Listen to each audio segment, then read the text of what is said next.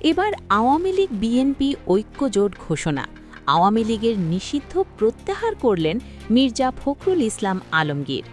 BNP মহাসচিব মির্জা ফখরুল ইসলাম আলমগীর আজ একটি ঐতিহাসিক ও অভূতপূর্ব ঘোষণা দিয়ে দেশের রাজনৈতিক অঙ্গনে ব্যাপক আলোড়ন সৃষ্টি করেছেন। তিনি সরাসরি বলেছেন, আওয়ামী লীগ বিএনপি ঐক্যজোট ঘোষণা করা হলো এবং আওয়ামী লীগের নিষিদ্ধ প্রত্যাহার করা হলো। মির্জা ফখরুল বলেন, আজ আমরা আওয়ামী লীগের সঙ্গে ঐক্যজোট গঠনের ঘোষণা দিচ্ছি। একই সঙ্গে আওয়ামী লীগের ওপর আরোপিত সকল নিষেধাজ্ঞা প্রত্যাহার করা হলো। দলটি এখন থেকে পূর্ণাঙ্গভাবে রাজনীতি করতে পারবে।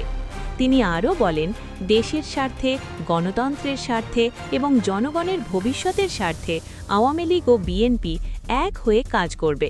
জামাত ও অন্যান্য চরমপন্থীদের বিরুদ্ধে আমরা একসঙ্গে লড়ব।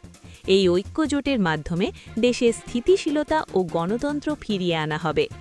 তারেক রহমানের নির্দেশনায় মির্জা ফখরুলের এই ঘোষণা বিএনপি সরকারের অভ্যন্তরে এবং রাজনৈতিক মহলে ব্যাপক তোলপাড় সৃষ্টি করেছে।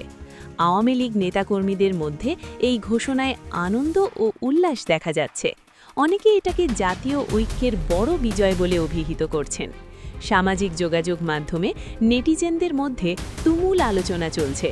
কেউ এটাকে দেশের জন্য শুভ সংবাদ বলছেন, আবার কেউ কেউ এটাকে রাজনৈতিক কৌশল হিসেবে দেখছেন। বিএনপি সরকারের আমলে এনসিপি নিষিদ্ধ হওয়ার পর এখন মির্জা ফখরুলের মুখে আওয়ামী লীগ বিএনপি ঐক্যজোট এবং আওয়ামী লীগের নিষিদ্ধ প্রত্যাহারের ঘোষণা দেশের রাজনৈতিক পরিস্থিতিতে এক নতুন ঐতিহাসিক মোড়ের সূচনা করেছে। এই ঐক্যজোট কবে থেকে কার্যকর হবে এবং এর ফলে কী নতুন রাজনৈতিক সমীকরণ তৈরি হবে তা সময়ই বলে দেবে।